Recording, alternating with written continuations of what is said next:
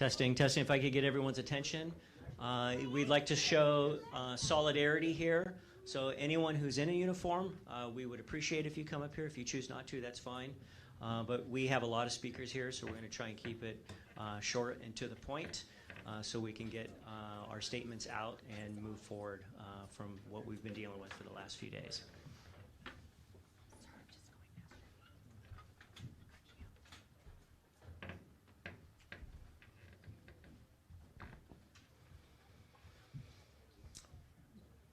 Okay, I'm ready to begin.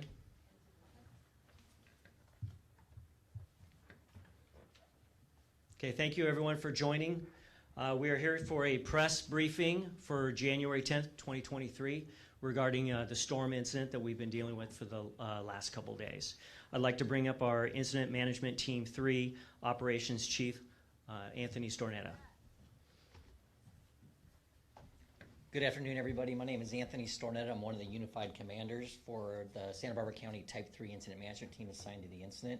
I just want to give you guys a brief update. I know there's a lot of speakers today. I can answer questions offline. Two total right now. We have run over 400 storm-related calls. We have 265 firefighters assigned to this incident.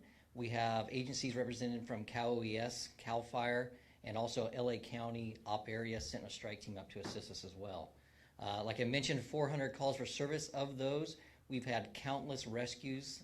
We've had 6 helicopter rescues with the hoist, 2 of those just occurring this morning. So if you guys don't know, Santa Barbara County is 3,000 square miles. For us to access some of these areas, we're finding this morning nearly 400 residents that were stranded in the Paradise Rancho Oso area. So we're still getting out there and still trying to find people. I want to make sure that I recognize the community for evacuating. Thank you for doing that. It makes our job a lot easier, and it helps us to get out and see the other area. So thank you for always doing that. We know that it's repetitious, but we do appreciate it. I want to thank all the other cooperators here today as well, OEM, EOC, and the county personnel, and our stakeholders from the cities, districts that have also helped us along the way to make these ends meet. So thank you. Thank you, Chief. I'd like to bring up Santa Barbara City Mayor Randy Rouse. Excuse me, sir. Thank you and good afternoon. So we were well aware the storm was on the way due to the professional work done by the National Weather Service at Oxnard. And we've gone from a public safety stance of search and rescue to a recovery and cleanup mode. We would encourage all of our residents to heed directions from our public safety officials. Driving through flooded streets has proved to help us abandon about 100 cars last night. We also lost a fire engine as well as a couple of other trucks due to floodwaters in our rescue attempts. So stay out of the flooded areas if you can. City crews are currently going around and assessing the damage from the storm. The major rains have passed us, but the hazards still exist. So stay away from cliff edges, flooded streets, overflowing creeks and waterways. Our storm drain system did what it was supposed to do. It functioned very, very well.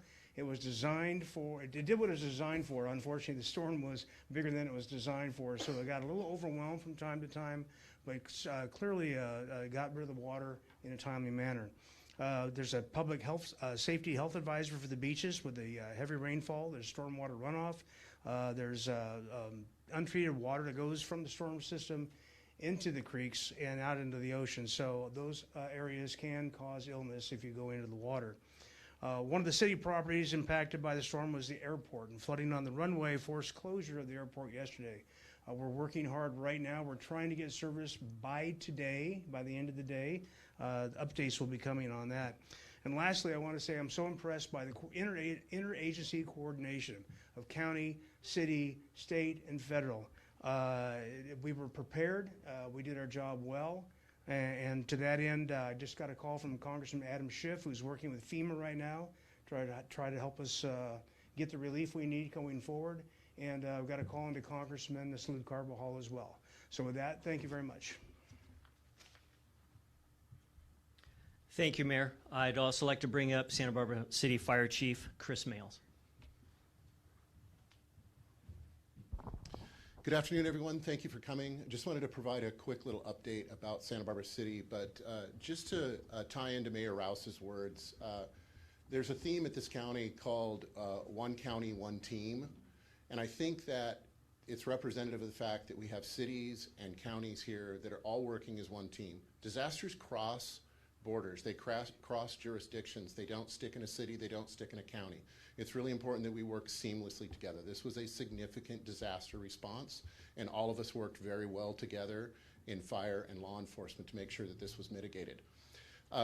As Mayor Rouse said, the National Weather Service did a great job of preparing for this. We actually were prepared starting last week with the storm that occurred, and we had a lot of our infrastructure set up over the weekend in preparation for this incident.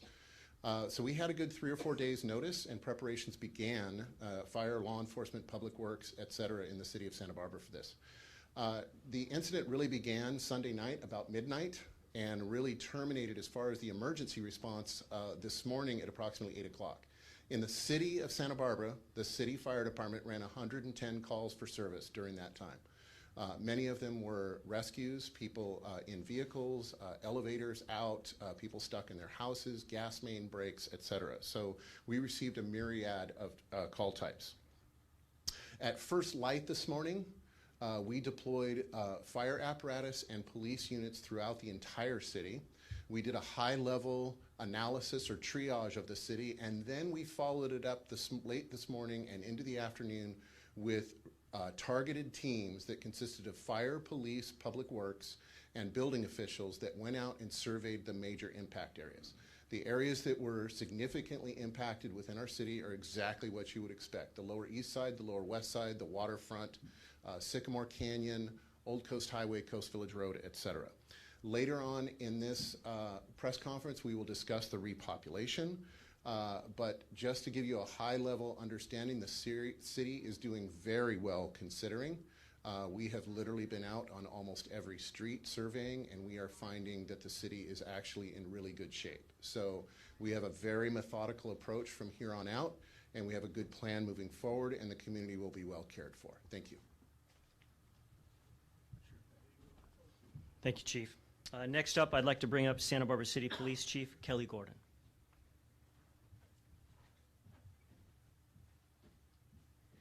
Good afternoon. I'd just like to echo the comments that the fire chief brought to us. You know, this has been a team effort all the way from public safety to public works to all the team members within the team, within the city, as well as all of our county partners. Just a little perspective from 6 p.m. Sunday night to this morning at 8 a.m., just Santa Barbara Police Department alone ran 160 calls related to this event, not other type of calls, but specific to people trapped in cars, in their homes, needing evacuation. So we did a lot of rescues besides just on the fire side, but on the police department side, we had increased our staffing. So at the peak, we had approximately 30 police officers plus 20 support staff to support the city and everything that was happening in the city. So preparation went a long way, as well as all of the public safety partners. I would just like to really also emphasize what the mayor spoke of is please help all of us help you. Please do not go around barricades. Do not move barricades. Please do not go into areas where there is still standing water. There are still some hazards. Although we're doing well, it wouldn't take much for us to not be doing well or to have a loss of life, because it doesn't take very much for that to happen. There's a lot of unpredictability with that. So please do not go around barricades. We know everyone wants to get home. We want to help you get home, but we also want our public works and all of our folks to be able to do their jobs so that we can do that for everyone safely. So please help us help you. That would be really my biggest message to everybody is please don't move the barricades. Please help us help you. Thank you. Thank you, Chief Gordon. Next up, we'll be starting with county representatives. I'd like to bring up Santa Barbara County Sheriff Bill Brown. Thank you. Good afternoon. I'm Bill Brown, the Sheriff of Santa Barbara County, and I am pleased to be able to announce officially that effective immediately, the lifting of the evacuation orders for the Montecito community, the Cave Fire Burn Scar, and the Shelter-in-Place order for the Alisal Burn Scar go into effect. The lifting of those orders goes into effect. There are still going to be some restricted area exceptions to that and some limited closures to allow the floodwaters to drain and recede and to allow road crews to clear some more debris out of roadways and allow for the safe passage of those who are attempting to get back home. The most significant of that will probably be North Jameson Lane, parallel to the 101 freeway. That will be closed between Sheffield Drive and Olive Mill Road.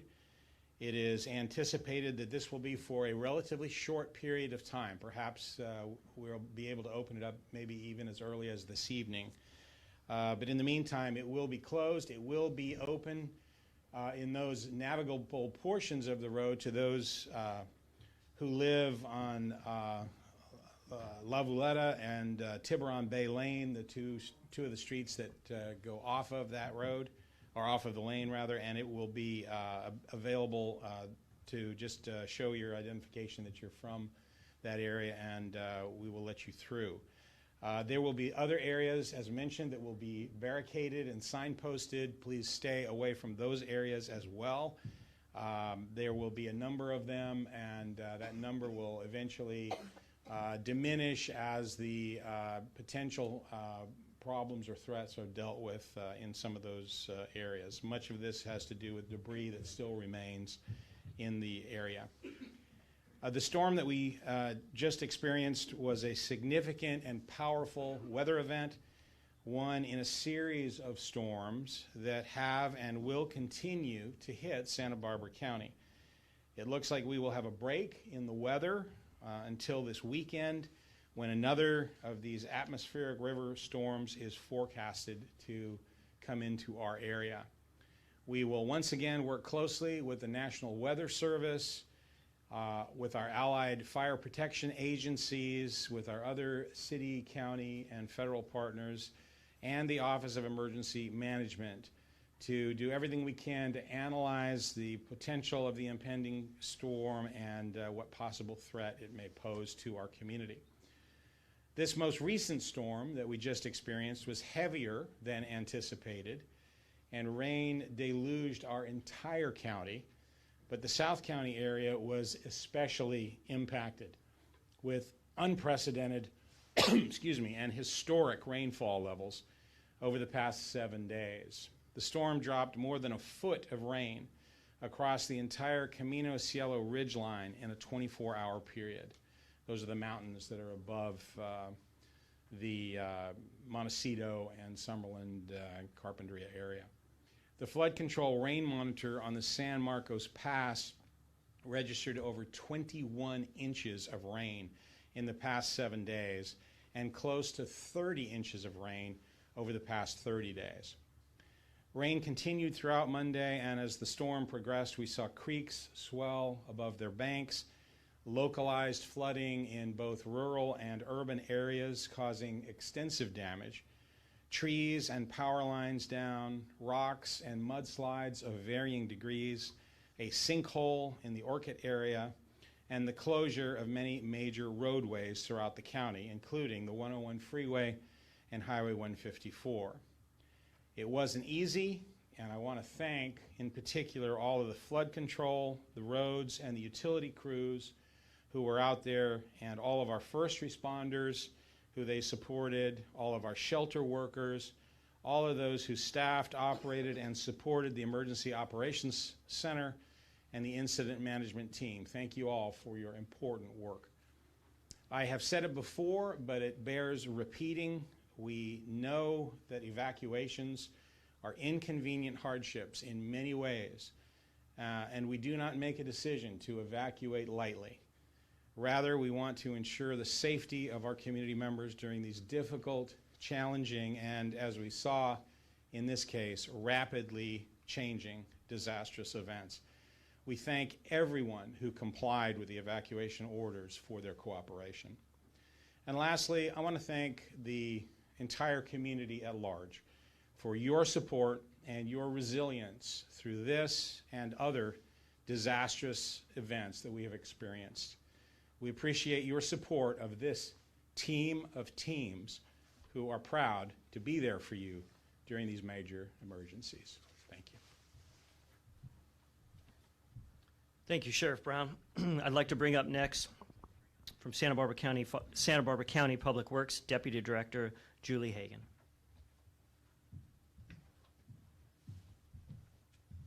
Hi, everybody. I'm going to be giving you an update from Public Works. I'm going to start with flood control. All of the debris basins are full or partially full. We are currently working with the California Office of Emergency Services to get federal support to help clear our basins. We're going to try to start that work as soon as possible, tomorrow at the latest. We need to clear about 500,000 cubic yards of material in a matter of weeks. So once we get them out here, we're going to be asking them to work 24/7 until we get the basins cleared. As you know, it's the beginning of the winter. There will be more storms coming, so we want to make sure we're prepared. We are going to start taking material to the beach tomorrow. Prior to taking it to the beach, we will be taking it to a processing center and testing the material to make sure it's okay to take it to the beach. We'll be separating out all the wood and material that can't go there. The silver lining here is Kachuma will be 75% full by the end of today. We're working with the Bureau of Reclamation currently. We're going to need to release water before the end of this week. So it's going to fill by the end of this week. So it's pretty amazing. So transportation update, we have all of our crews out clearing roads, rock, debris, trees. We're continuing our assessments. If you have to drive on storm damaged or mountain roads, use extreme caution or stay out of the area. The message that, the sheriff and the police have given you today. We currently have 47 road closures. A few road highlights are as follows. Bonita School Road Bridge at the levee may be compromised. Stay out of the area. We have teams currently assessing that area. Paradise Road has multiple mudslides all the way along the road. The fire is clearing the road. It's not safe for the public. We are getting crews in there to assess the slope stability to make sure it's safe to drive. Tepesquay Canyon, the roads are impassable. We're unable to get in there at this point in time. East Mountain Drive, a portion of it was washed away near Cold Springs debris basin. That's going to be closed for an extended period of time.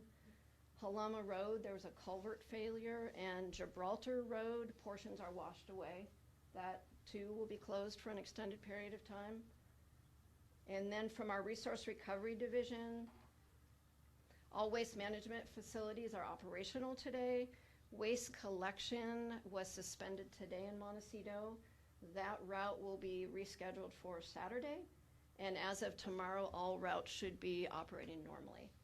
I want to thank all of the county staff and flood control and transportation staff that have been out there since daylight. And that's it. End of report. Thank you. Thank you, Public Works Deputy Director,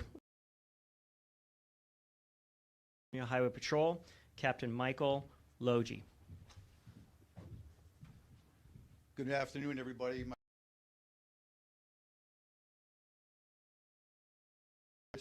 To work through these types of incidents and through the community cooperation and the professionalism of the staff that you see behind me and the crews that are still out there, we're able to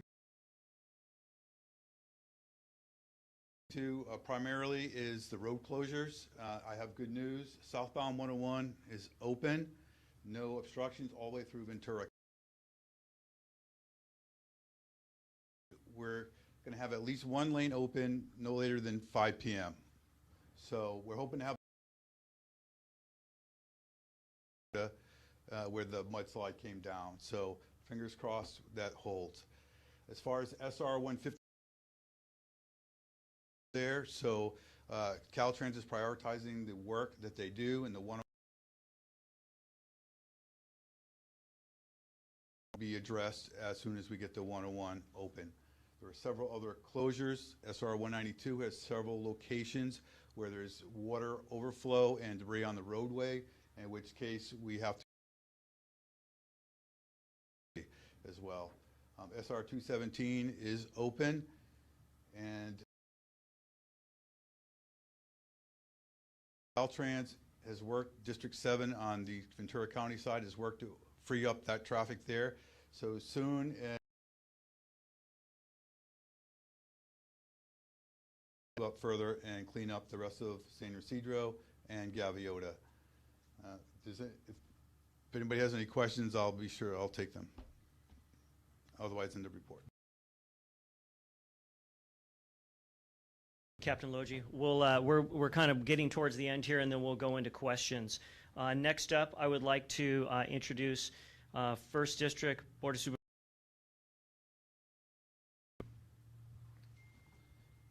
Well, I'm pleased to be here today because in 20 years of doing this, I've been in many disaster and a lot more painful than this, right? And I know folks who, lived on the waterfront long enough to remember the storms of the 90s or lower Montecito and Carpinteria, and you thought of 5 years ago, there was a feeling that was infectious of just feeling like, oh no, not again. We must be cursed.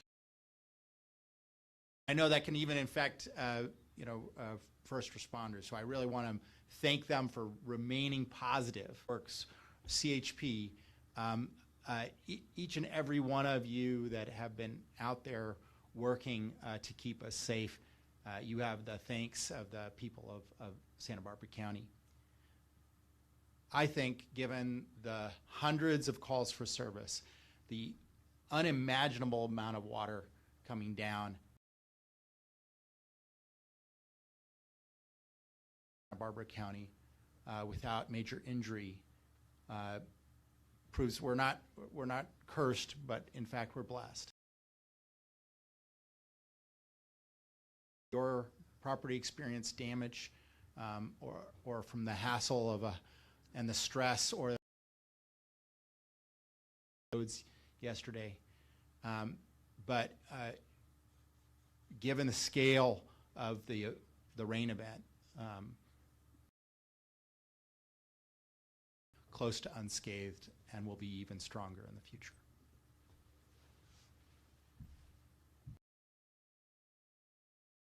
From Santa Barbara County, Director of Office of Emergency.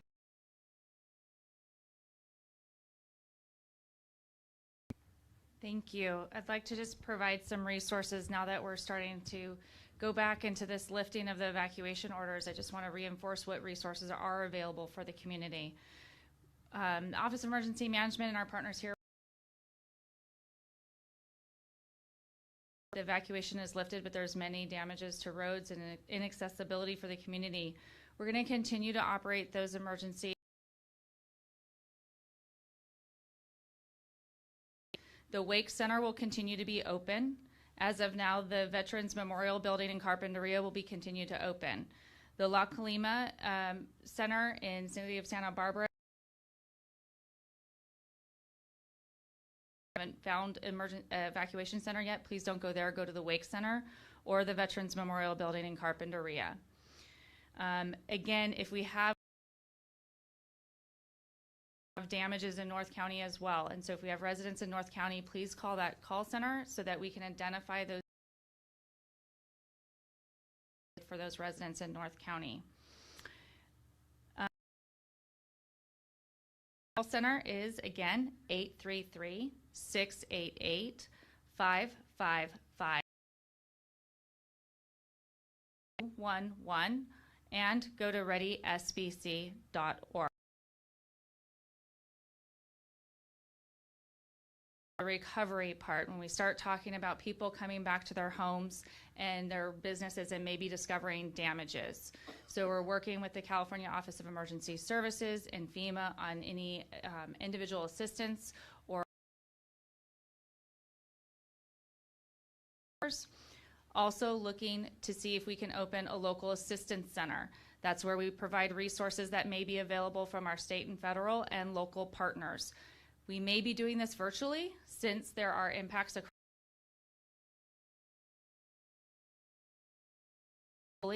So just pay attention. We'll try to get that information out as quickly as possible. That's where we maybe get resources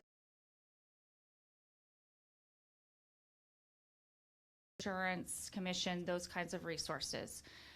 So again, please pay attention to Ready SBC. We'll get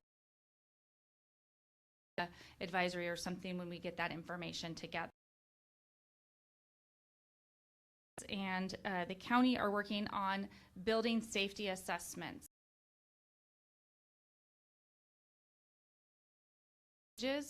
And for the county unincorporated area, if you have damages and you're unsure of the safety of your home, we'll pass that information along to county building and safety for their response. That call center number 833-688-5551. SBC, as well as we continue to put that information together about safety assessments of residential properties and businesses. Thank you. Comments. Lastly, I'd like to bring up our incident commander, Chief Stornetta.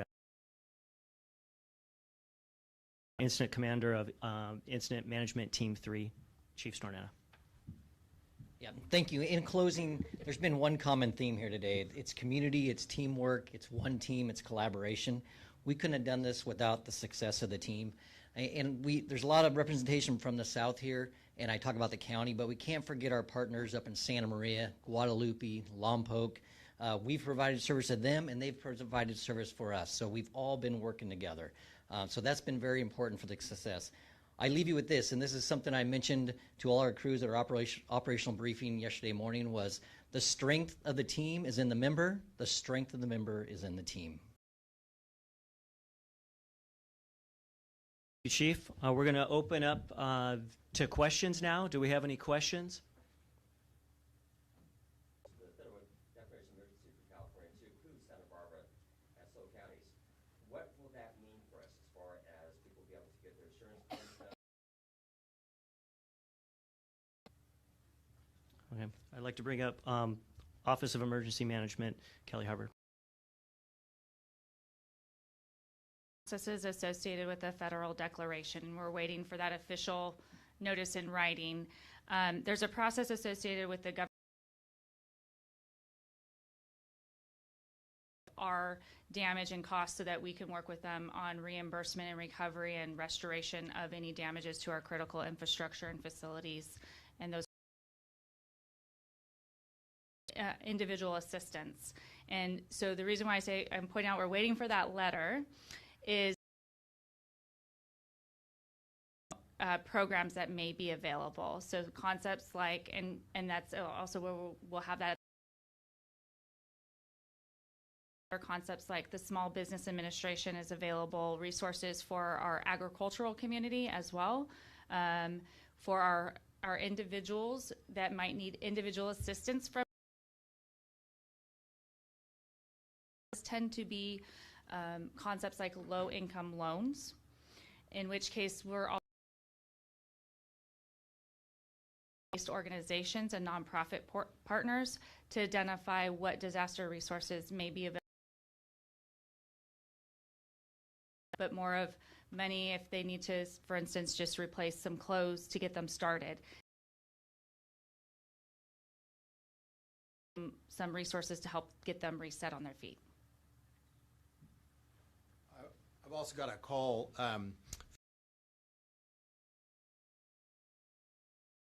this is Thomas Fire related, at least down here in the Montecito and western part of Carpinteria area, and that could affect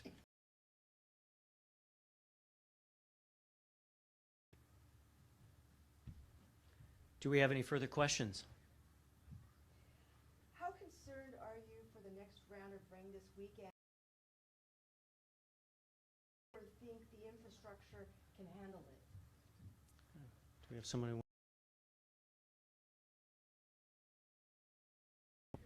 Chief Stornetta. We've discussed this at the command post and with some of our partners. We got really tested these last couple days with this much rainfall, upwards of 17 inches up in the San Marcos Pass. These next storms coming in, we're looking at Sunday and Tuesday.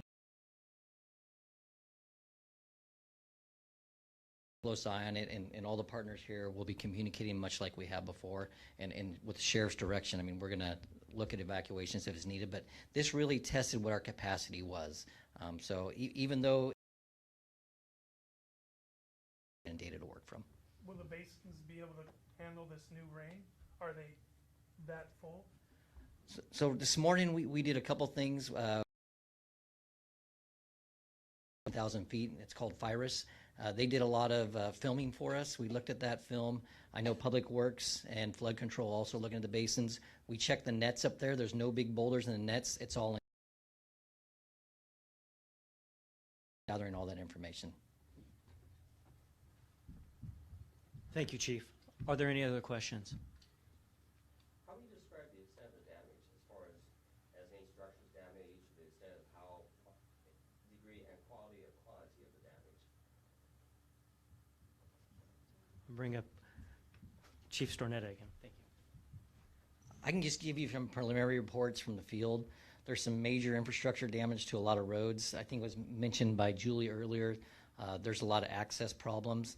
Homes-wise, I know in the Guadalupe area, there's a lot of homes damaged out there from a break out there with a lot of water. I know the Orchid area by Union Valley, there's some severe damage on the roadway and probably about 30 to 40 homes and everything down south here, so it's quite extensive.